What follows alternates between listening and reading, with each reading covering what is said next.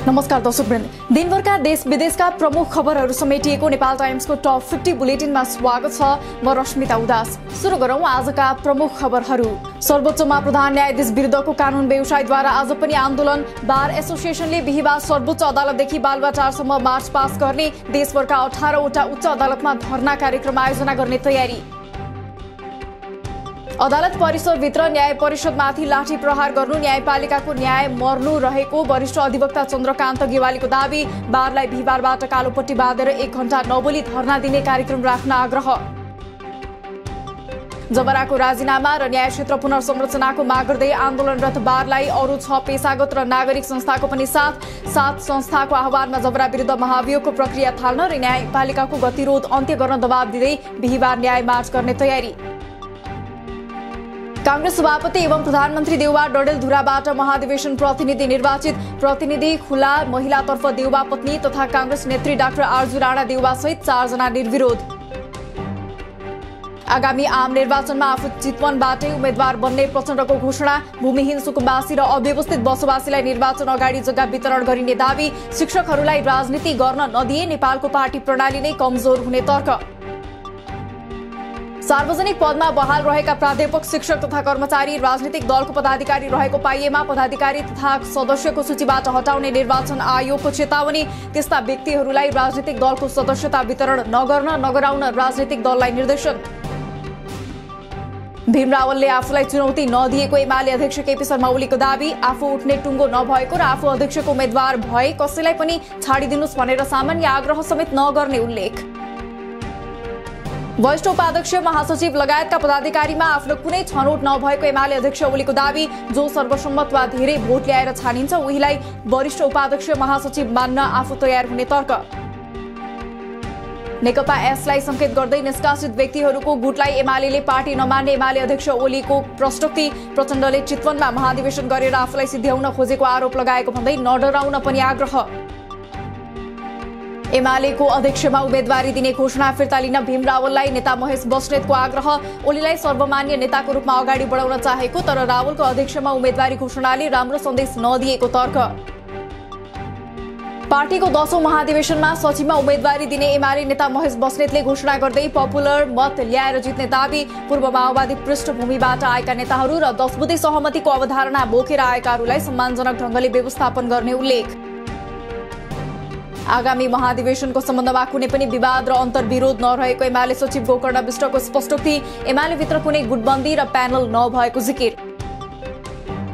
उम्मेदवारी घोषणा गर्नेहरूले निर्वाचनको समयसम्म उम्मेदवारी फिर्ता लिने एमाले नेता रघुवीर महासेठको दावी। केही नेताहरूले आवेशमा आएर उम्मेदवारी घोषणा गरेको टिप्पणी गर्दै नेतृत्व चयन सहमतिमा हुँदैन कि भनेर शंका गर्ने ठाउँ नरहेको तर्क। मंसिर 10 गते हुने एमालेको महाधिवेशन उद्घाटन कार्यक्रममा हुने चापलाई मध्यनजर गर्दै बिहान 9 बजेदेखि साँझ 5:30 बजेसम्म भरतपुरको मुख्य क्षेत्रमा नो भेहिकल मुभमेन्ट गरिने। डीआईजीको कमान्डमा 821 जना प्रहरी खटिने। एमालेको भातृ संगठन युवा संघले साइबर सर्कल बनाउने। सर्कलले इन्स्टाग्रामदेखि ट्विटर, फेसबुक र टिकटकसम्म प्रचारको काम गर्ने। यसले पार्टीको प्रचार प्रसार गर्ने र भ्रम चिर्ने काम गर्ने महेश बस्नेतको दावी। नेता धवल शमशेर राणाको समर्थन पाउने टुङ्गो लागेपछि राप्रपाको अध्यक्षमा उम्मेदवारी घोषणा गर्ने राजेन्द्र लिङदेनको तयारी। कमल थापा, पशुपति शमशेर राणा र प्रकाश चन्द्र लोहनीले पनि अध्यक्षमा दावी गरे पनि उम्मेदवारी घोषणा पनि हुन बाँकी।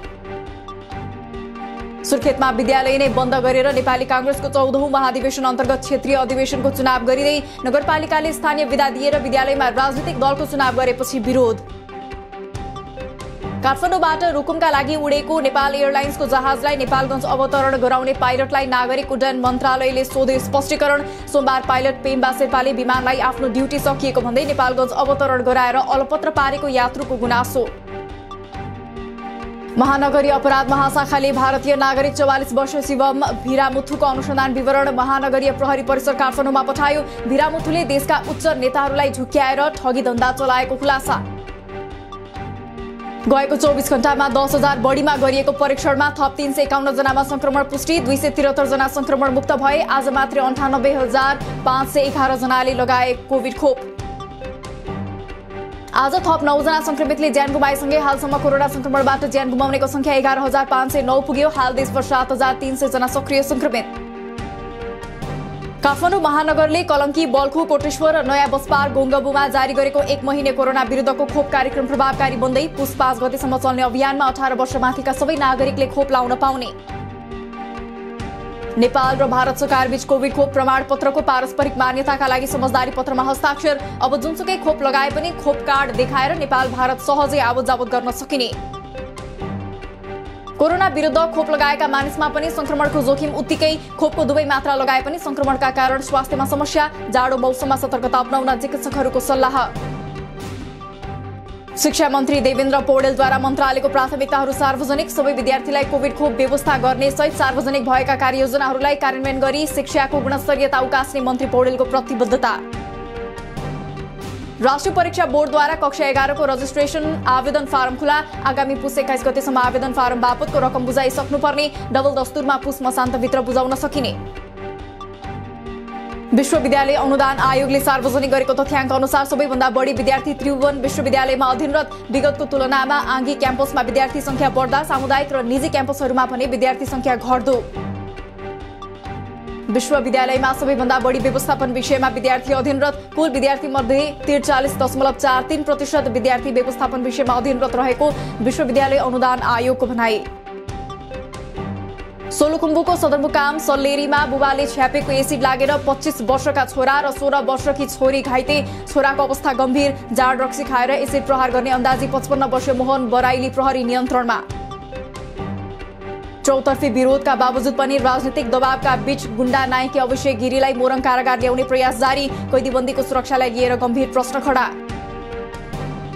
हिरासतमा यातना दिने र दुर्व्यवहार रोक्ने गरेको भन्दै प्रहरी हिरासतमा हुने मृत्युको स्वतन्त्र छानबिन गरी दोषीलाई कारबाही गर्न एमनेस्टी इन्टरनेशनल नेपालको माग। गएको 3 महिनामा मात्रै कम्तीमा 6 जनाको हिरासतमा मृत्यु। सिन्धुपाल्चोकको हिलम्बु गाउँपालिका 7 सोसिङ गाउँको झाँक्री टोलमा आगलागी हुँदा 3 बालकको ज्यान गयो। अभिभावक नभएको समयमा ढुङ्गा, माटो र टिनले छाएको एक तले गोठमा सल्किएको आगोले घर पनि जलेको प्रहरीको भनाई। मंगलबार देशका पहाडी भूभागमा आंशिक रही बाँकी भूभागमा मौसम सामान्यतया सफा रहने मौसम विज्ञान विभागको भनाई। हिमपातको सम्भावना रहनुका साथै देशभर चिसो बढ्ने क्रम रहेकाले आवश्यक सतर्कता अपनाउन अनुरोध। वीरगञ्ज महानगरका क्षेत्रभित्र राति 10 बजेपछि चर्को आवाजमा डीजे, बाजा र ब्यान्ड बाजा बजाउन रोक। ध्वनि प्रदूषण नियन्त्रण गर्न समाजमा हुन सक्ने विकृति, विसङ्गति तथा अश्लील गीत सङ्गीत एवं सडकमा आर्केस्ट्राको नृत्यमा रोक लगाइएको महानगरको भनाई। राष्ट्रिय जनगणना अन्तिम चरणमा अहिलेसम्म 85 देखि 90% गणनाको काम सम्पन्न भएको केन्द्रीय तथ्याङ्क विभागको भनाई। गणनाको मुख्य काम सकिन केही दिन मात्र बाँकी रहेकाले कोही छुटेको भए स्थानीय पालिका, जनगणना कार्यालय, गणक वा सुपरिवेक्षकलाई सम्पर्क गर्न आग्रह। 65 वर्ष अघि थालिएको कान्ति राजमार्गको निर्माण सकिन अझै केही वर्ष लाग्ने। आयोजनाको काम सकाउन करिब 1.5 अर्ब बराबरको थप ठेक्का गर्नुपर्ने। प्रस्तावित स्तरीकरणको काम सकिएपछि मात्रै आयोजनाले पूर्णता पाउने। विदेशमा रहेका नेपालीले ई पासपोर्टका लागि निवेदन दिन अझै 2 महिना कुर्नुपर्ने। विदेशबाट निवेदन दिने र 16 वर्षभन्दा कम उमेरकाहरूलाई राष्ट्रिय परिचय पत्र अनिवार्य नभए पनि 16 वर्ष माथिका र नेपालमा निवेदन दिनेहरूको हकमा अनिवार्य। विद्यार्थीहरूका लागि जापान र अस्ट्रेलियाको सीमा खुल्यो। अस्ट्रेलियाका 3 शहर बाहेक अन्य शहरमा जाँदा क्वारेन्टिन बस्नुपर्ने भएकाले बुझेर मात्रै जान र जापान जान सीओई आएकाहरूले पनि एडिसनल स्क्रिनिङ सर्टिफिकेट लिनुपर्ने भएकाले सचेत हुन ई क्यानको आग्रह। वैदेशिक रोजगारीमा जान पुनः श्रम स्वीकृति बारेमा गुनासो बढेपछि प्रभावकारी बनाउन सरकारको निर्देशन। आवश्यकता अनुसार भाषा अनुवादककोमा पठाउने व्यवस्था मिलाउन, अनलाइन अफलाइनमा पनि काम गर्न तथा 2 शिफ्टमा सेवा प्रवाहको व्यवस्था मिलाउन आग्रह। कार्तिकमा 3 दिनसम्म परेको अविरल वर्षाका कारण पाल्पामा 3 करोड 40 लाख बराबरको धान नोक्सान। पाल्पाका पालिका मध्ये सबैभन्दा बढी तिनाउ गाउँपालिकाको खेतीमा क्षति। मंगलबार सुनको मूल्य एक दिन 1600 रुपियाँले घटेर प्रति तोला 92,300 निर्धारण। आज चाँदीको मूल्य पनि तोलामा 15 रुपियाँले घटेर प्रति तोला 1255 रुपियाँमा कारोबार। शेयर बजार परिसूचक नेप्से आज मंगलबार दोहोरो अंक अर्थात 32.29 अंकले घटेर 2713.14 बिन्दुमा झर्यो। आजै 4 अर्ब 16 करोडको शेयर किनबेच। आईसीसी वुमेन्स T20 विश्वकप एसिया क्षेत्र छनौटमा भुटानमाथि नेपालको 8 विकेटको जित। भुटानमाथि सहज जितका साथ नेपालको अघिल्लो चरणमा पुग्ने सम्भावना कायमै। नेपालले तेस्रो खेलमा बिहीबार कुवेतसँग खेल्ने। स्टार टेनिस खेलाडी पेङ सुआईको विषय दुर्भावनापूर्ण तरिकाले चर्काइएको र राजनीतिकीकरण गरिएको चीनको दाबी। पेङको मुद्दा कूटनीतिक विषय नभएको भन्दै यस्तो कार्य बन्द गर्न आग्रह। पूर्वी कङ्गोमा सशस्त्र विद्रोहीले गरेको आक्रमणमा कम्तीमा 20 जनाको मृत्यु। कोडेको नामक विद्रोही समूहमा परि महिला तथा बालबालिकाको पनि मृत्यु। बुल्गेरियाको एक सडकमा गुडिरहेको बसमा आगो लागेर दुर्घटना हुँदा कम्तीमा 46 जना यात्रुको मृत्यु। मृत्यु हुनेमा बालबालिका सहित अधिकांश उत्तरी मैसेडोनियाका पर्यटक। पाकिस्तानले आफ्नो भूमि हुँदै अफगानिस्तानमा सहायता सामग्री पुर्याउन भारतलाई अनुमति दिने। आफ्नो भूमि हुँदै 50,000 मेट्रिक टन गहुँ अफगानिस्तान लैजान दिने, तर यो विषयमा अझै एकपटक भारतसँग कुरा गर्ने। अन्तर्राष्ट्रिय समुदायले अफगानिस्तानमा मानवीय सहायता सामग्री पठाउन थाल्यो। मुख्य गरी खाद्यान्न, लत्ता, कपडा र औषधि पठाइदै इरानले पठाएको न्यानो कपडा अफगान पुगिसक्दा चीनले पठाएको मानवीय सहायताका सामग्री केही दिनमा पुग्ने। अमेरिकाको विस्कन्सिन राज्यमा 39 वर्षीय एक व्यक्तिले क्रिसमस परेडमा सहभागी मानिसमाथि जानाजान कार गुडाएको अधिकारीहरूको दाबी। ती व्यक्तिमाथि नियतवश गरिएको नरहत्या सम्बन्धी 5वटा आरोप लगाइएको र अनुसन्धानपछि थप आरोप लगाइने। र जनवरीको अन्त्य वा फेब्रुअरीको सुरुमा रुसले युक्रेनमाथि हमला गर्न सक्ने भन्दै विगत 2 हप्तादेखि अमेरिकी, नेटो र युक्रेनी अधिकारीहरू चिन्तित। युक्रेनी सीमा नजिकै ठूलो संख्यामा सैनिक र हतियार तैनात गरेपछि पश्चिमी मुलुकहरू रुसप्रति सशंकित। दिनभरका देश विदेशका प्रमुख खबरहरू समेटिएको नेपाल टाइम्सको टप 50 बुलेटिन अहिलेलाई सकियो। हामी भोलि फेरि टप 50 समाचारका साथ उपस्थित हुने नै छौं। नेपाल टाइम्सको युट्युब च्यानल सब्स्क्राइब गरिदिनु भएकोमा र फेसबुक पेज लाइक गरिदिनु भएकोमा धन्यवाद। ताजा खबरहरू नेपाल टाइम्सको अनलाइन पोर्टल www.nepaltimes.net मा पनि गएर हेर्न सक्नुहुनेछ। नेपाल टाइम्स हेर्दै गर्नुहोला। नमस्कार।